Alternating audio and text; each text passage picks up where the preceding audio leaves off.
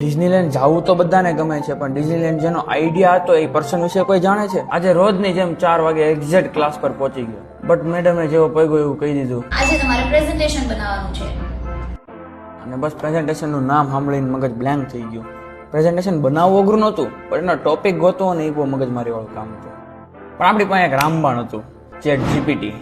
તો બસ 10 મિનિટ બ્રેનસ્ટોર્મિંગ કરવા બેસી ગયા ભાઈ, ને એક મસ્ત ટોપિક મળ્યો મને, વોલ્ટ ડિઝની. હવે ટોપિક તો મળી ગયો, પણ પ્રેઝન્ટેશન બનાવવું કેમાં? કેનવા, પ્રેઝી, પીપીટી, ઘણા ઓપ્શન હતા. પછી નક્કી કર્યું કેનવામાં બનાવીએ, થોડી ક્રિએટિવિટી પણ બહાર આવશે.